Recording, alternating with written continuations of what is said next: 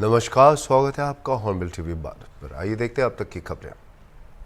मुख्यमंत्री योगी आदित्यनाथ के आदेश पर महाशिवरात्रि के पर्व को लेकर लखनऊ नगर निगम द्वारा सभी धार्मिक स्थानों पर विशेष व्यवस्थाएं की जा रही हैं। लखनऊ नगर आयुक्त ने सोमवार को संबंधित अधिकारियों को सफाई, पेयजल, मार्ग प्रकाश और मंदिरों के आसपास साफ सफाई सुनिश्चित करने के निर्देश दिए हैं। नगर आयुक्त इंद्रजीत सिंह ने हॉर्नबिल टीवी से खास बातचीत में बताया कि शहर के प्रमुख शिव मंदिरों के आसपास सफाई और चूना छिड़काव की जिम्मेदारी जोनल सैनिटरी अधिकारियों को दी गई है। अधिकारियों को शहर भर में विशेष सफाई अभियान चलाने का निर्देश भी दिया गया है ताकि महाशिवरात्रि के दिन श्रद्धालुओं को कोई असुविधा न हो। कल महाशिवरात्रि है, ऐसे में लखनऊ में सभी मंदिर के आसपास के जो एरिया हैं उनको साफ़ सफाई करने के लिए नगर निगम की तरफ से पूरी तैयारियां कर ली गई हैं और साथ ही सभी अफसरों को निर्देश दिए गए। इसी मुद्दे पर बातचीत करने के लिए हमारे साथ नगर आयुक्त जी हैं। सर, कल आपने बैठक में सभी जो शिवरात्रि को लेकर जो बैठक करी उसमें साफ़ सफाई की व्यवस्था को दुरुस्त करने के लिए क्या निर्देश दिए? माननीय मुख्यमंत्री जी द्वारा जो वीसी ली गई थी 4 दिन पहले और उसमें का स्पष्ट निर्देश दिए गए थे कि जितने भी आगामी त्यौहार है उसको लेके नगर निगम और जिला प्रशासन जो है उस पर कार्रवाई करे। और मेरे और डीएम सर द्वारा मंदिरों को विज़िट भी किया गया था। हमारे यहाँ 2 मुख्य मंदिर हैं, एक बुद्धेश्वर एक और मनकेश्वर मंदिर, और इसके अलावा भी पूरे शहर में महाशिवरात्रि का पर्व जो है बहुत ही धूमधाम से मनाया जाता है। उसको देखते हुए हर मंदिर की सफाई व्यवस्था के लिए हमारे जो जेडएसओ है उनकी जिम्मेवारी फिक्स की गई है। जो हमारे मुख्य मंदिर है जहाँ पे पूरे रात से ही जो है श्रद्धालु आते हैं, वहाँ पे हम लोगों ने पूरा बैरिकेडिंग कराना ताकि हम लोग जो है क्राउड मैनेजमेंट पे भी वर्क करें, और मेन मंदिरों पे एम्बुलेंस की अरेंजमेंट, साथ साथ वहाँ पे जितने भी जो दुकानदार लगेंगे उनसे भी वार्ता की गई है, और किस तरह से भीड़ को जो आएगी वहाँ पे श्रद्धालुओं की उसको कैसे हमने नियंत्रित करना है। और उसके लिए मंदिर प्रशासन से भी जो हमने बात की है, मंदिर के जो संचालक हैं उनसे भी बात हो गई है, और सफिशेंट मात्रा में पानी की व्यवस्था, टॉयलेट्स की व्यवस्था, ये सब वहाँ पे लगा दी गई है। और आज शाम को फिर हम लोग दोबारा इसको रिव्यू कर लेंगे और हम लोग बहुत ही अच्छे से इन त्योहारों को मनाएंगे। सर, सबसे बड़ा एक टास्क रहता है नगर निगम के लिए, कितने श्रद्धालु आएंगे, रात का समय रहता है, रात से श्रद्धालु आना चालू हो जाते हैं, तो जानवर बहुत ज़्यादा रहते हैं, आवारा पशु, उनको लेकर कोई आपने निर्णय लिया, आपकी टीम कोई काम कर रही है? जो हमारा ये एनिमल वेलफेयर डिपार्टमेंट है उनको निर्देशित किया गया है कि स्पेशली मंदिरों के आसपास इन चीज़ों पे जाके अपनी टीम लगा के इस पे कार्रवाई की जाए। और इसके साथ साथ जो हमारे ड्यूटी लगाई गई है जिसमें मल्टी डिपार्टमेंट के लोग बैठेंगे, जिसमें डॉक्टर, नगर निगम, बिजली विभाग, जलकल विभाग, उनकी ड्यूटी जो है मुख्य मंदिरों पे लगाई गई है और उसकी सूची जारी भी कर दी गई है। वो लोग 24/7 उसको मैन करेंगे, और नगर निगम और जिला प्रशासन और जो हमारे मंदिर के संचालक हैं उनके साथ मिलकर हम लोग इस त्यौहार को बहुत अच्छे से मनाएंगे। ठीक है सर, आज समाधान दिवस है, सुबह से ही आप देख रहा हूँ लगातार यहाँ पर जो लोग हैं वो आ रहे हैं, किस प्रकार की सबसे ज़्यादा शिकायतें आ रही नगर निगम की? ये जो समाधान है ये नागरिक सुविधा दिवस है, ये महीने के अंतिम मंगलवार को होता है। इसमें पूरा जो डिस्ट्रिक्ट एलडीएस और नगर निगम सारे अधिकारी बैठते हैं नगर निगम के। इसमें दोनों ही नगर निगम और एलडीए की जो शिकायतें अभी तक आई है और इसका जो निस्तारण है वो पिछली जो था उसको पूरे को चेक किया गया है, तो इसको इंश्योर किया जाता है कि 100% निस्तारण हो, और इसको कमिश्नर मैम स्वयं देखते हैं। ये थे हमारे साथ बातचीत करने के लिए नगर आयुक्त। साफ तौर पर कहना है कि महाशिवरात्रि को लेकर नगर निगम की तरफ से सारी तैयारियां कर ली गई, चाहे पानी की व्यवस्था हो, चाहे वहाँ साफ़ सफाई की व्यवस्था हो, सब दुरुस्त कर दी गई, डस्टबिन लगा दी गए, एम्बुलेंस भी वहाँ पर तैयारियों के लिए तैयार कर ली गई है, और साथ ही पुजारियों से भी बात कर ली गई, किसी भी प्रकार के कोई भी श्रद्धालुओं को दिक्कत ना हो। वीडियो जर्नलिस्ट अनिल सैनी के साथ निहाल पांडे, हॉर्नबिल टीवी, लखनऊ। उत्तर प्रदेश के उप मुख्यमंत्री केशव प्रसाद मौर्य ने कहा कि 26 फरवरी को आयोजित होने वाले अमृत स्थान के लिए तैयारियां पूरी की गई हैं, जहां वे काशी से महाकुंभ तक यात्रा करेंगे। महाकुंभ को लेकर विपक्ष के सवालों पर उप मुख्यमंत्री ने कहा कि विपक्ष खुद जनता की नज़रों में सवाल बन गया है। महाशिवरात्रि, महाकुंभ दोनों एक दूसरे का पूरक हो गया है। श्रद्धालुओं का महासागर प्रयागराज के रास्ते पर है।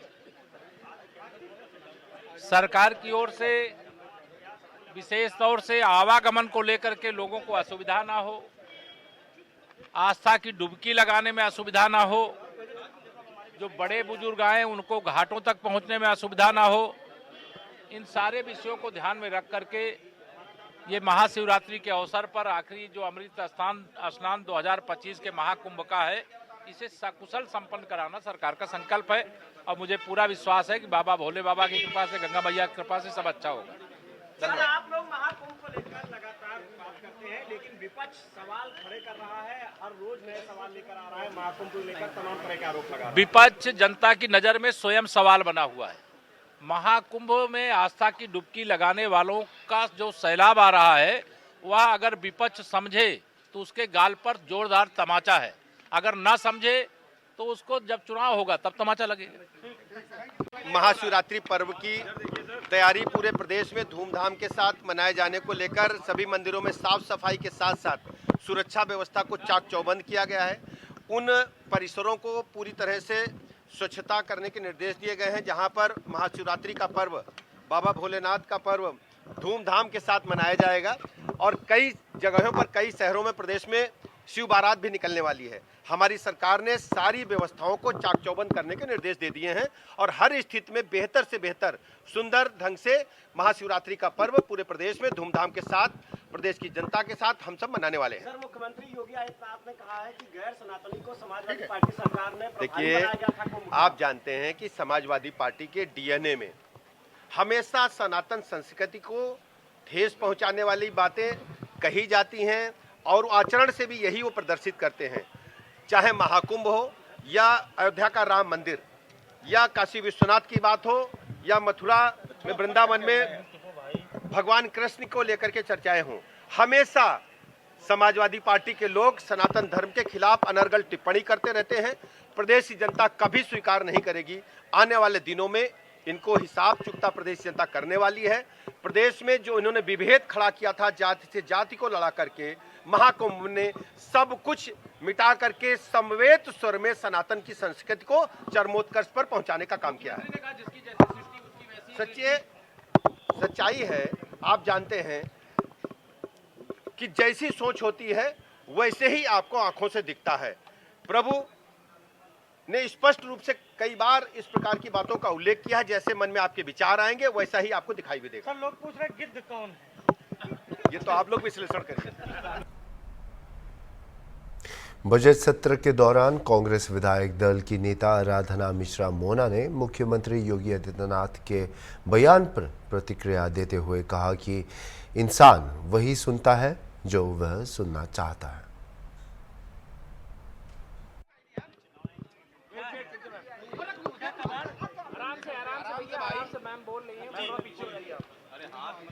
मुख्यमंत्री जी ने जो कहा कि जिसको जैसा देखना चाहता है उसको ऐसा दिखाई देता है, तो मैं यही कहूँगी कि जो जो सुनना चाहता है उसको वो सुनाई देता है।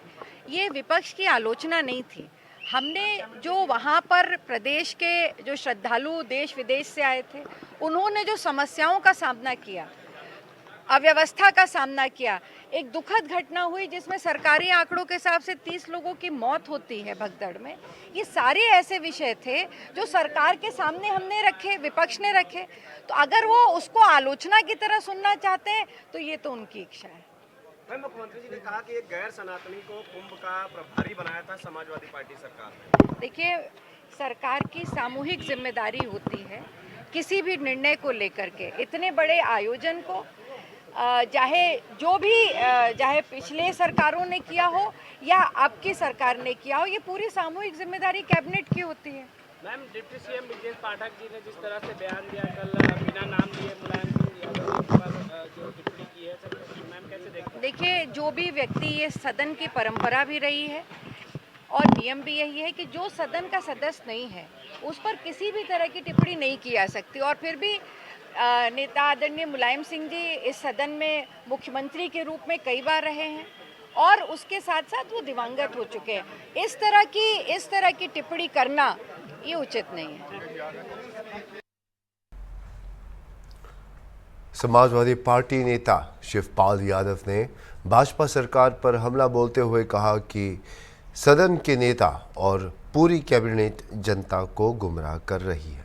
उन्होंने कहा कि एनजीटी रिपोर्ट में गंगा को गंदा बताया गया है और गंगा के पानी में ऐसे कीटाणु हैं जो बीमार कर सकते हैं, जिन्हें 8 सालों में साफ नहीं किया जा सकता। महाकुंभ में बयान देते हुए कहा कि जिसकी जैसी सृष्टि उसकी वैसी दृष्टि, नदियों को लाशें नजर आती हैं, वनों को गंदगी नजर लगी तो है। देखिए, नेता सदन और इनका पूरा मंत्रिमंडल देखिए आपको भी गुमराह करता है, हम सब लोगों प्रदेश की जनता को सबको गुमराह करते हैं। और बताइए, जहाँ सीपीसीबी की रिपोर्ट, एनजीटी की रिपोर्ट, उसको भी तो ये तो केंद्र सरकार को चैलेंज कर रहे हैं, केंद्र सरकार को ही तो चैलेंज कर रहे हैं, उसकी तो रिपोर्ट है। यानी कि गंदगी में जो रिपोर्ट आई है, क्या उसका भी जिक्र था? देखिए, वो तो सीपीसीबी की रिपोर्ट और एनजीटी की रिपोर्ट तो है, गंगा मैली है, हैं? उसमें ऐसे ऐसे कीटाणु हैं जिससे बीमारी फैल सकती है, तो उनकी रिपोर्ट है। और इन्होंने देखिए गंगा को 8 साल में साफ तो कर नहीं पाए, नहीं गंगा को साफ करवाया। तो ये तो केवल गुमराह करने का काम करते हैं, केवल गुमराह करना है इनका काम। 2013 महाकुंभ की अव्यवस्थाओं पे सवाल खड़े किए, सीएजी की रिपोर्ट का कल सदन में जिक्र किया मुख्यमंत्री ने। देखिए, आस्था और व्यवस्था, मैंने पहले भी कहा था, इनका समन्वय नहीं अभी भी है। ये समन्वय बैठा लें और सब व्यवस्था ठीक रखें। मुख्यमंत्री लगातार बोल रहे हैं कि अफवाह फैलाने का काम विपक्ष कर रहा है, इस पे क्या कहेंगे आप?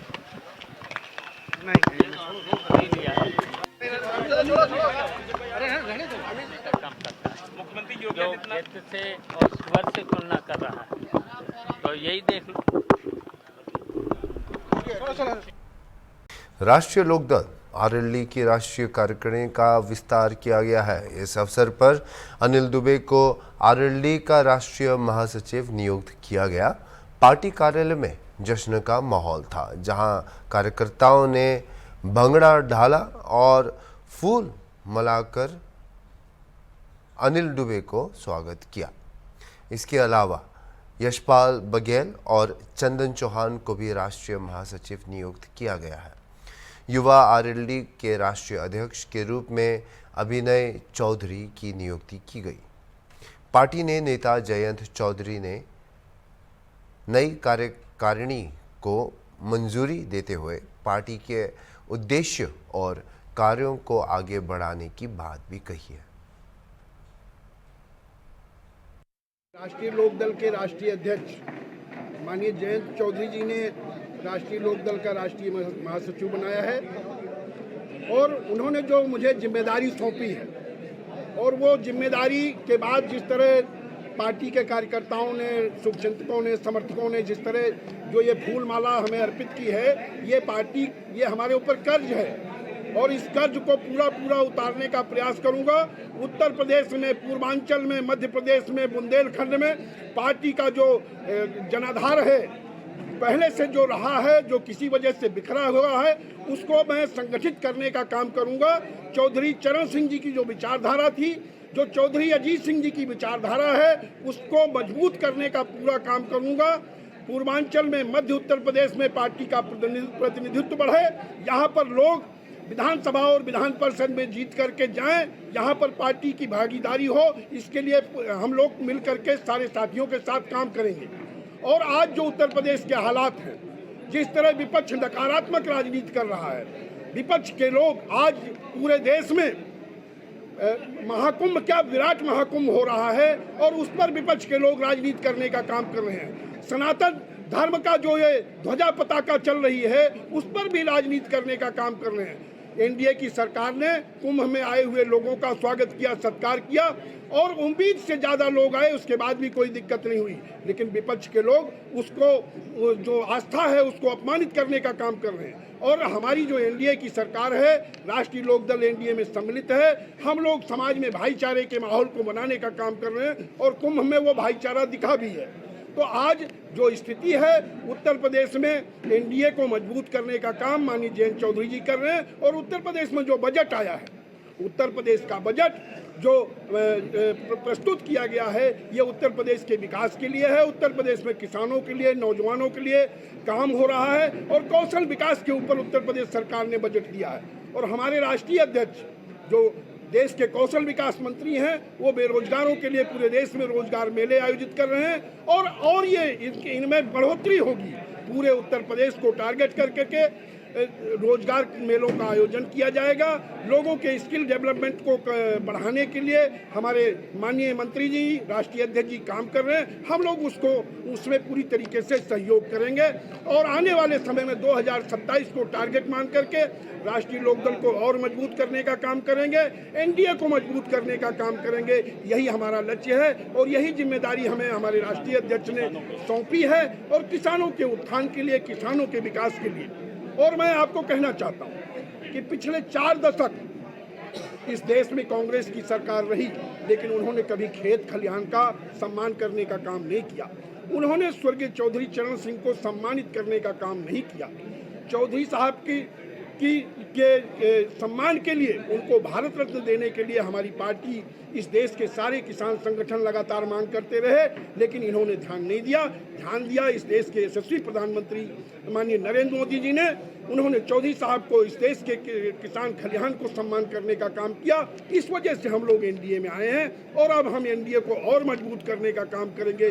विपक्ष का जो ये ढकोसला है, जो ये विभिन्न तरह का प्रेम, घड़ियाली आंसू दिखा रहे हैं, इसको उत्तर प्रदेश की जनता जान चुकी है। और हम लोग इनको उत्तर प्रदेश में किसानों के बीच में, पिछड़ों के बीच में, अल्पसंख्यकों के बीच में जो हमारी पार्टी का एजेंडा, हम अपने एजेंडे से भटके नहीं हैं। किसानों का मान सम्मान, स्वाभिमान, उसके लिए पहले भी लड़ते थे और आगे भी लड़ेंगे। किसानों को के हित के लिए पार्टी पहले भी प्रतिबद्ध थी, आज भी प्रतिबद्ध है, आगे भी रहेगी और हम किसानों के लिए काम करते रहेंगे। और आने वाले समय में पार्टी पूरब में और मध्य में भी अपने जनाधार को बढ़ाने का काम करेगी। नहीं, चंदन चौहान जी पश्चिमी उत्तर प्रदेश से आते हैं और यशपाल बघेल जी ब्रज क्षेत्र से आते हैं। सभी लोग मिल करके, सभी लोगों को जो जिम्मेदारी दी गई है, पूरे उत्तर प्रदेश एक शरीर है और शरीर के सारे अंग मजबूत हों, इस पर हम लोग प्रयास करेंगे कि पूरा शरीर बलिष्ठ हो और यही राष्ट्रीय लोकदल की ताकत बनेगी। बड़ा पद मिला है, जनता के बीच में जाके क्या करेंगे? नहीं, जनता के हितों के लिए पहले से कटिबद्ध हैं, पहले से प्रतिबद्ध हैं। उन उद्देश्यों को आज हम सरकार में हमारी पार्टी शामिल है। यथाशक्ति जो हमारा प्रतिनिधित्व है, उस हिसाब से हम उत्तर प्रदेश के जनमानस को न्याय दिलाने का काम करेंगे। पार्टी कार्यालय में आपका भव्य स्वागत किया गया है, कार्यकर्ताओं को क्या निर्देश देंगे आप? नहीं, कार्यकर्ताओं ने मुझे ये फूल पंखुड़ी दे करके कर्ज से लादा है। इनके लिए रात के 12 बजे भी जब जरूरत पड़ेगी तो खून पसीना हाजिर है। अभी के लिए इतना ही और खबरों के लिए आप देखते रहिए हॉर्नबिल टीवी।